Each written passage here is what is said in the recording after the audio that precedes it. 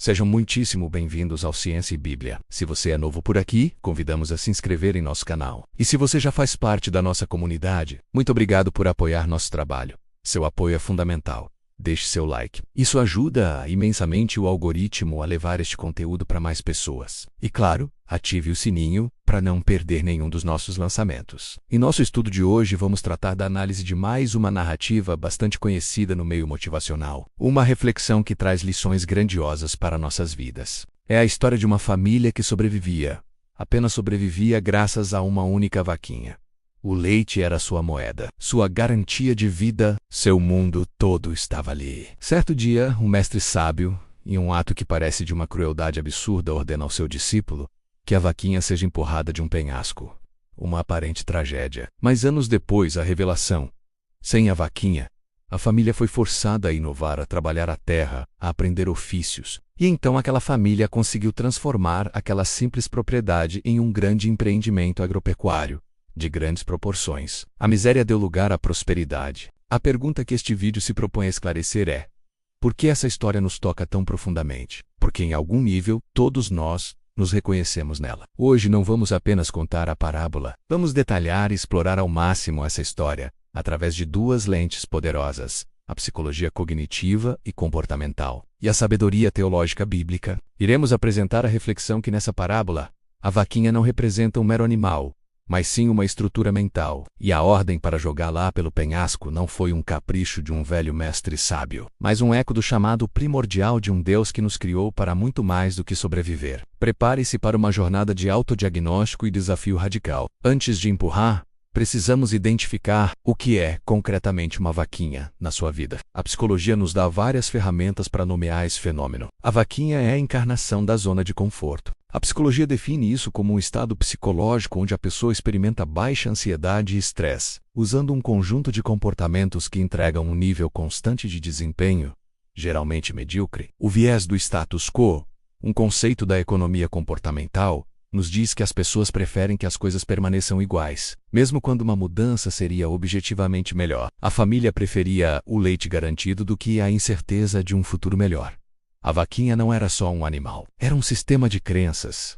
É o melhor que podemos ter. Psicólogos renomados em 1970 criaram a teoria da autodeterminação, que postula 3 necessidades psicológicas básicas para o florescimento humano: autonomia, competência e relacionamento. A vaquinha oferecia uma pseudo-satisfação dessas necessidades. Dava uma autonomia ilusória, quando acreditavam que não dependiam de mais ninguém, somente do animal. Além da percepção de uma competência mínima de que sabiam ordenhar o leite, como também definia os relacionamentos, onde toda a dinâmica familiar girava em torno dela. Mas era uma satisfação de baixa resolução, que impedia o crescimento em direção a uma competência real, uma autonomia criativa e relacionamentos desafiadores e construtivos. Muitas vezes não empurramos a vaquinha porque, no fundo, acreditamos que ela é tudo o que merecemos ou somos capazes de conseguir. Isso se relaciona com a síndrome do impostor, a sensação de que nosso sucesso é fruto do acaso e que se arriscarmos mais seremos desmascarados como incompetentes. A vaquinha é o velho teto de vidro autoimposto. É mais seguro cuidar dela do que tentar ser um agropecuarista, um empresário bem-sucedido, tentar algum projeto com potencial de lucratividade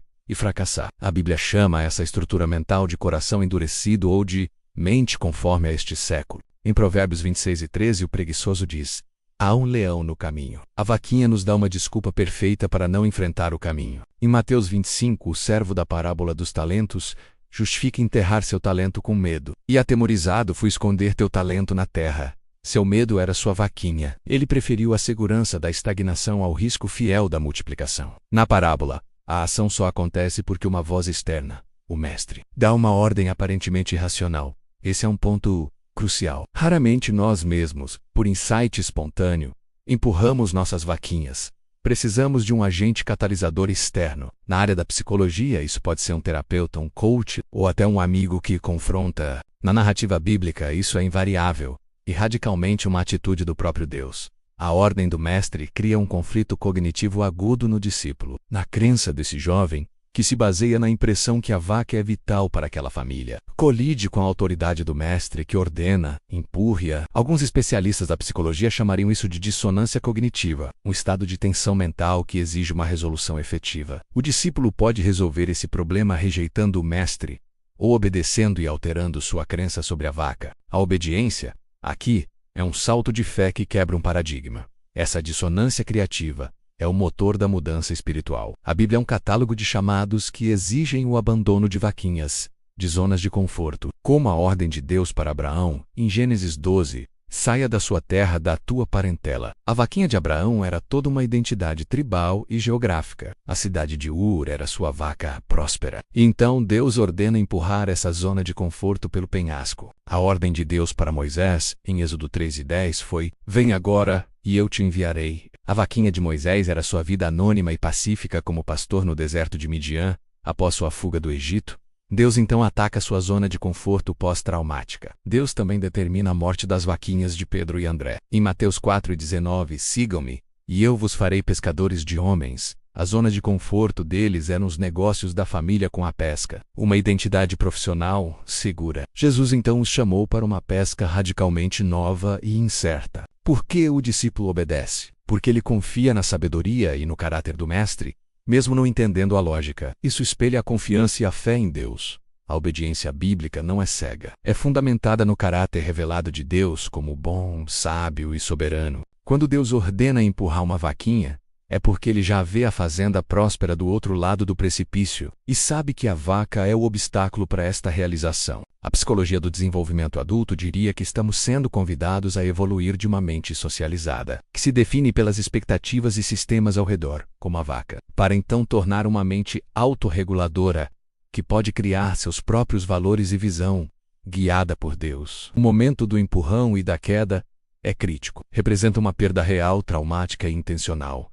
Não é um acidente, é uma morte necessária. A psicologia e a teologia são profundas aliadas para entender essa fase. A vaquinha morta não é só uma fonte de alimento e subsistência perdida.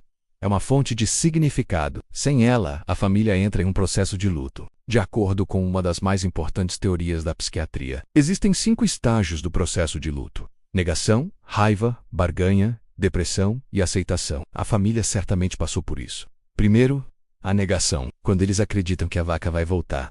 Então, após algum tempo, evoluem para a fase da raiva, quando se questionam: por que isso aconteceu conosco? Depois vem a fase da barganha, quando se lamentam: se a gente tivesse construído uma cerca, isso não teria acontecido. Eles acreditam que tenha sido um acidente. Não sabem que foi a providência do mestre para o seu próprio crescimento. Quando então entram na fase da depressão, estamos perdidos. Não temos nada mais em nossas vidas. E finalmente a fase da aceitação.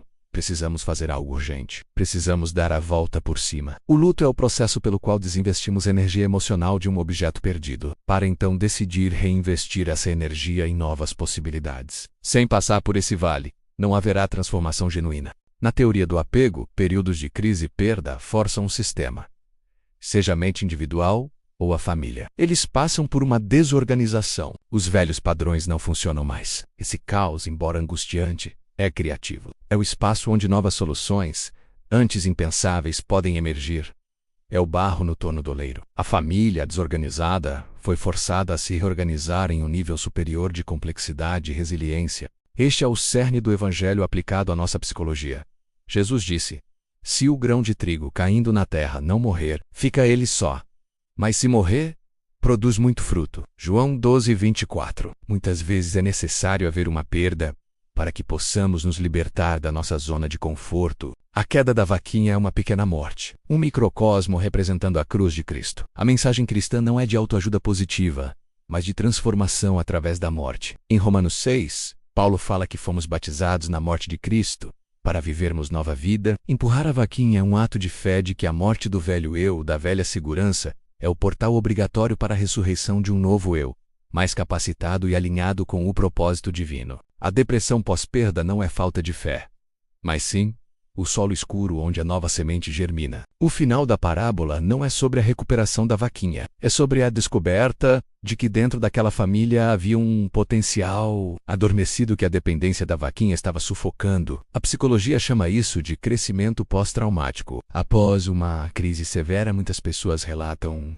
maior força pessoal. Se sobrevivemos a isso, podemos realmente enfrentar qualquer coisa, novas possibilidades e novos caminhos de vida que se abrem. Também podemos sentir um aprofundamento dos relacionamentos, quando as crises geram a maior união de toda a família, um maior apreço pela vida. E sem a menor sombra de dúvidas, um enriquecimento espiritual que se conquista diante de todo o processo. A família da parábola é um caso perfeito de crescimento pós-traumático. E a Bíblia oferece o cenário certo, o conjunto de situações que potencializa esse crescimento. Sem a vaquinha, a família teve que negociar seus talentos adormecidos. Foi sem dúvida um momento de muito esforço, mas que valeu a pena. Eles passaram do estado mental daquele servo que enterrou seu talento por medo, para conquistarem seu próprio potencial para superar e multiplicar por muito mais. A obediência ao chamado radical de empurrar a vaca os levou a descobrir e exercer os dons que Deus já havia plantado neles.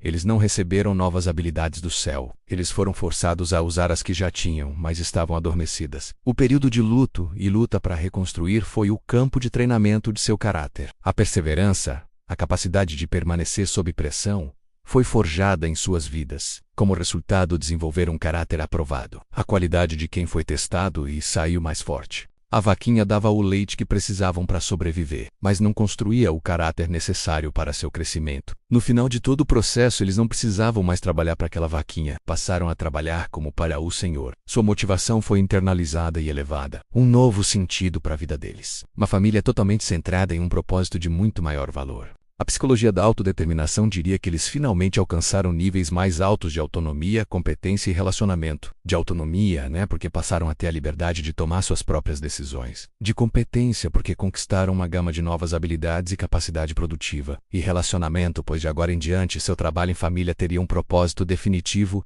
e de muito maior honra. Eles se tornaram agentes ativos de suas vidas, e não mais dependentes passivos de um sistema limitante. Então chegamos ao ponto da decisão. A parábola, a psicologia e a Bíblia têm convergido para perguntas incômodas e libertadoras. O que te dá uma sensação de segurança mínima, mas que no fundo você sabe que há um teto que te impede de voar? É uma crença limitante sobre você mesmo? Você tem pensado que não é capaz, ou que não merece mais? Ou se trata de um hábito ou vício que anestesia seu potencial? Ou quem sabe um relacionamento de dependência que tem gerado confusão em sua mente? Ou enfim, um emprego ou situação que te ajuda a pagar as suas contas, mas tem matado sua alma e seu chamado? Reconheça a voz do Mestre. Deus está falando através de um desconforto crônico, através de uma porta que se fechou, ou de um texto bíblico que você acabou de ler, ou de um conselho sábio e corajoso. Preste atenção a essa voz. Simplesmente ouça. Aceite o conflito e o luto. Decidir empurrar a vaquinha sem dúvida vai gerar medo, dissonância cognitiva e tristeza. Isso é normal e parte do processo. Precisamos passar por isso. Vivenciar essa experiência. Não fuja dessas emoções. Leve seus sentimentos sinceros a Deus em oração com firmeza de propósito. Tome uma decisão com fé, mesmo que não tenha clareza da situação. Mesmo que não esteja conseguindo enxergar o caminho. Aquele discípulo obedeceu, mas não porque viu a fazenda grande e próspera que se tornaria. Ele obedeceu porque confiou no Mestre. Sua obediência é o ato de fé que você deve tomar, seja ele impedir demissão do emprego sufocante, ou buscar uma terapia para uma crise psicológica, ou a necessidade de terminar um ciclo, começar um novo projeto. Essas decisões são o empurrão que você precisa fazer, deixando sua zona de conforto cair pelo penhasco. Você não precisa enxergar o resultado, precisa confiar no caráter de quem está ordenando. Prepare-se para trabalhar a terra. A vaquinha perdida não será uma tragédia em sua vida, mas sim a oportunidade de mudar de vida. Depois da queda, deverá vir o trabalho duro, criativo e perseverante, de construir algo novo com as habilidades que Deus já te deu. E Ele estará com você. A vida que Deus tem para você não é uma vida de leite garantido, ainda que seja pouco, e de uma única fonte. Deus deseja nos proporcionar uma vida de fartura diversificada, de caráter forjado e de propósito descoberto. Pode ser que sua maior bênção esteja do outro lado da morte daquilo que você mais teme perder. Que Deus nos dê a coragem santa de empurrar o que nos prende, a resiliência para atravessar o luto, e a fé para enxergar com os olhos do Espírito a fazenda grandiosa e próspera que Ele já preparou. Lembre-se sempre, na zona de conforto não existe crescimento. E na zona de crescimento não existe o conforto. Agradeço imensamente por você ter chegado até aqui. Muito obrigado por apoiar nosso trabalho. Escreva nos comentários sua opinião sobre esta história. Não esqueça de deixar seu like e se inscrever no canal. Até os próximos encontros.